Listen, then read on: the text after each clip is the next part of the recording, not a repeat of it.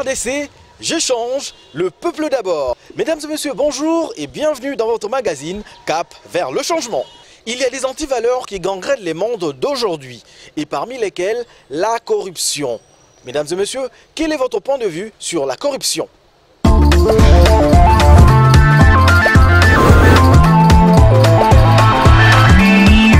moi, la corruption, c'est quand vous recevez des pots de vin de quelqu'un afin de lui admettre quelque chose. Par exemple, je donne un exemple.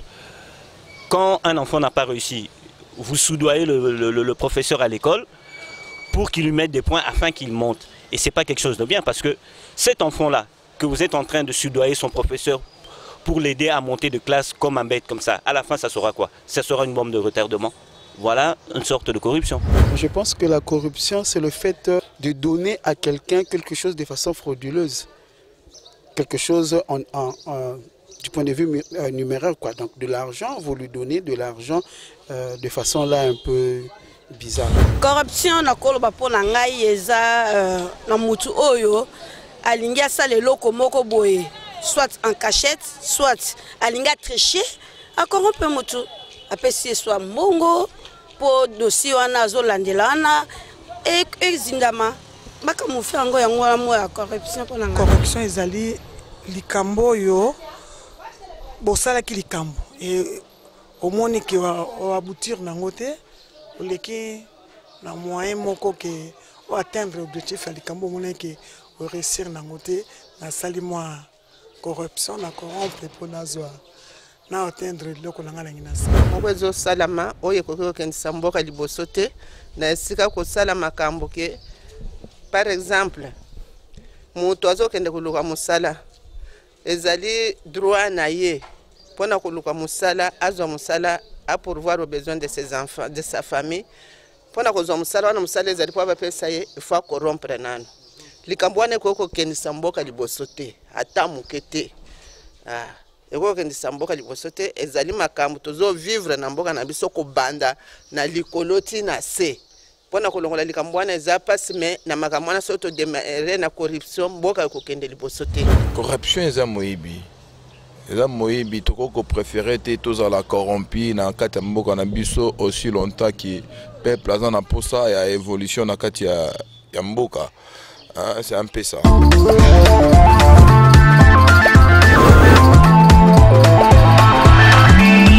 Mesdames et messieurs, nous avons suivi avec vous les différents avis sur la corruption. Le sujet d'aujourd'hui est la lutte sans merci contre la corruption, qui est l'une de 16 priorités prônées par le chef de l'État. Nous avons eu la chance de rencontrer pour vous un expert de la lutte contre la corruption. Suivez.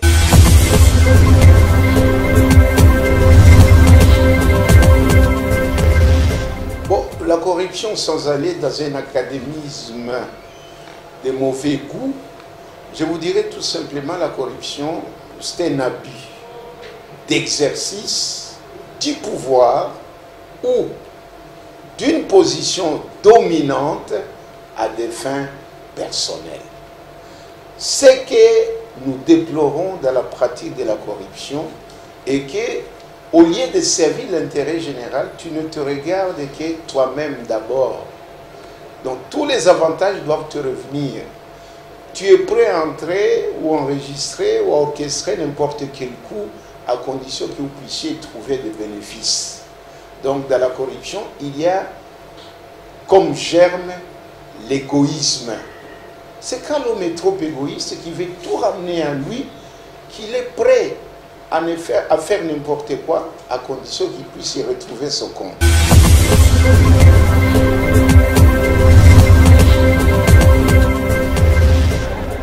Un cadre juridique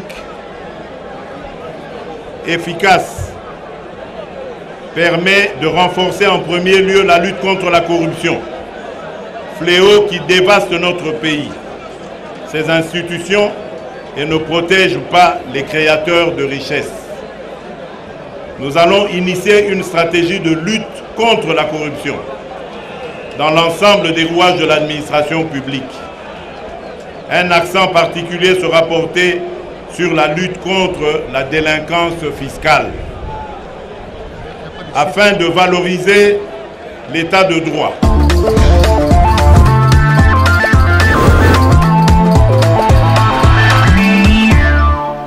l'OCEP pour accompagner le chef de l'État. L'OCEP a déjà préparé, il y a une stratégie nationale de lutte contre la corruption. Il y a des projets de loi, notamment le projet de loi portant lutte contre la corruption, le projet de loi portant déclaration des avoirs. L'OCEP a préparé tout un arsenal juridique qui va permettre à la politique du chef de l'État d'être opérationnelle sur le terrain. En sus de ces instruments juridiques, l'OCEP a également élaboré la stratégie nationale de lutte contre la corruption, laquelle stratégie n'a pas été jusqu'à présent mise en œuvre parce que peut-être les moyens faisaient défaut ou peut-être parce que la lutte contre la corruption ne constituait pas une priorité. Maintenant que le président de la République dit qu'il fera de la lutte contre la corruption son cheval de bataille, je crois que c'est le moment de pouvoir mettre ces instruments en exécution, les appliquer de manière à ce que la RDC cesse d'apparaître comme figuré parmi les pays les plus corrompus de la planète. Organisation à lutte contre la corruption, tu as dit que la mission na bango ezali ya ko telemela bato yo balingi makambo ba corruption pe ko défendre.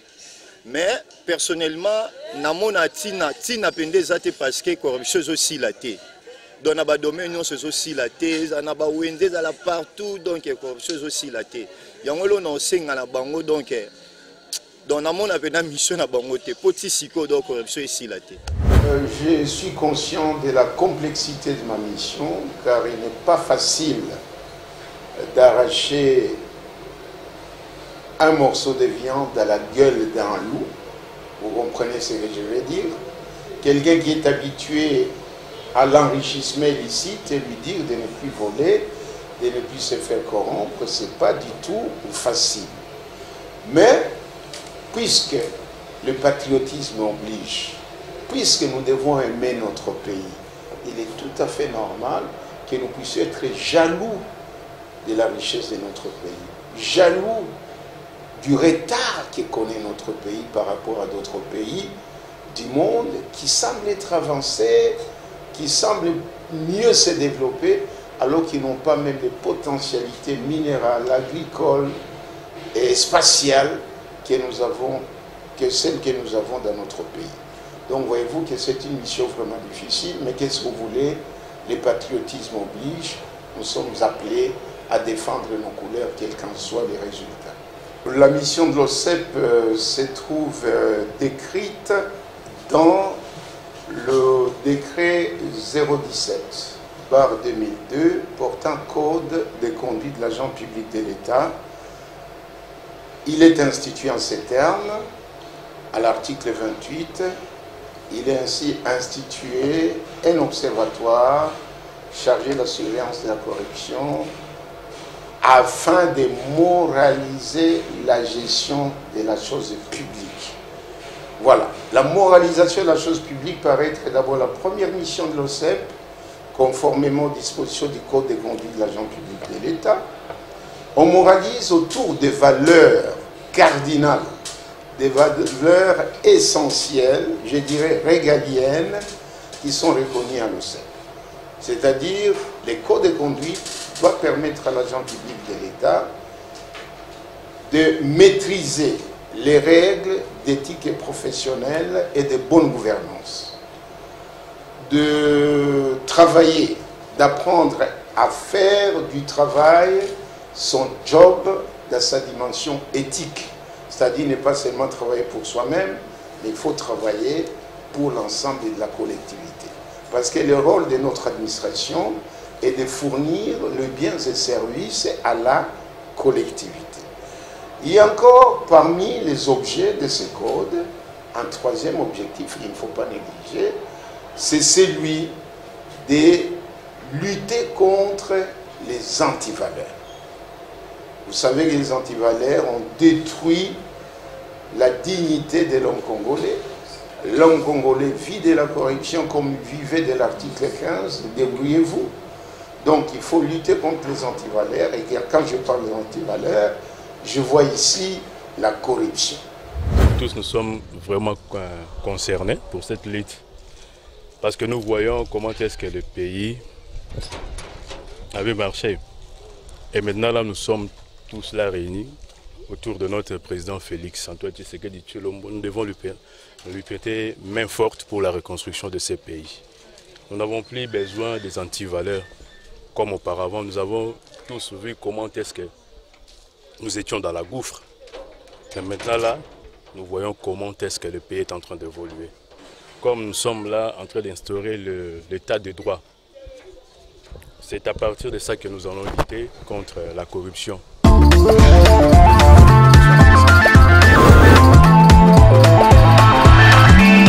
Est-ce que le peuple congolais peut-il s'attendre à un changement de la lutte contre la corruption? Suivez encore l'expert. Puisque nous avions demandé qu'il y ait la loi portant déclaration de savoir, c'est-à-dire éviter l'enrichissement illicite, nous avons déjà commencé avec cette opération en se servant de la loi 017, du décret loi 017. Et à ce niveau, nous avons invité tous les mandataires des entreprises publiques de l'État à venir déclarer leurs avoirs auprès de l'Observatoire de surveillance et de la corruption. Et un cas signalé, sur les 22 mandataires des entreprises publiques de l'État, il y a eu un mandataire qui n'a pas attendu même 24 heures. Il est venu même nous voir 2 fois avant que la déclaration ne commence.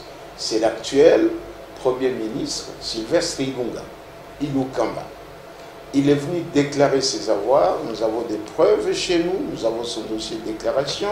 C'est un citoyen conscient de son patriotisme, qu'on ne peut pas construire un pays sans rendre compte à la collectivité. Il est venu déclarer ses avoirs en bonne et due forme. Il a signé ce qu'on appelle la fiche de déclaration des avoirs et nous lui avons délivré un document prouvant qu'il a déclaré ses avoirs en bonne et due forme. Voilà un exemple auquel nous invitons également les autres mandataires de pouvoir emboîter le pas. Le projet de loi que nous avons introduit, il est prévu qu'en cas de refus de déclaration des avoirs, l'employé perd automatiquement son poste, son travail, puisque ça serait faire un bras de fer avec l'État. L'État, c'est l'employeur, il doit contrôler ce que vous gagnez.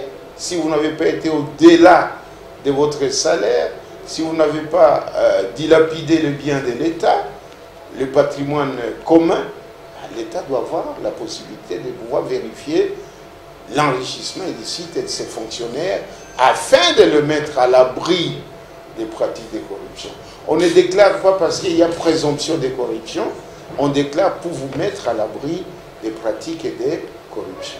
Jadis, sous d'autres cieux, et à l'époque, il y a de cela une vingtaine d'années, trentaine, on ne pouvait pas parler de la corruption en public. Vous êtes d'accord avec moi que la corruption était un sujet tabou. Mais maintenant, aujourd'hui, le président en parle. Et je peux encore me féliciter. Hier, j'étais le seul à subir les moqueries des gens, puisqu'il me disait, on va voir à Koli et Tikenaï, où est-ce qu'il va aller avec la lutte contre la corruption. Il claironne, mais personne ne les suit.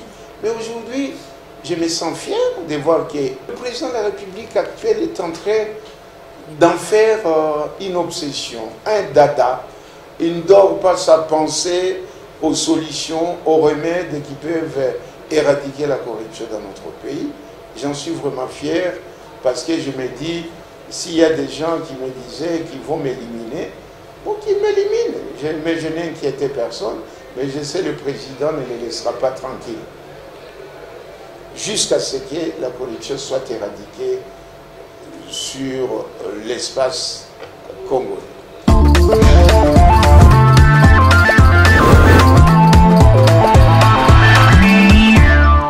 Notre Congo aspire à un changement. Et ce changement ne viendra que si nous tous, nous luttons contre la corruption. J'aime la RDC, je change, le peuple d'abord. Mesdames et messieurs, merci de nous avoir suivis et à la prochaine.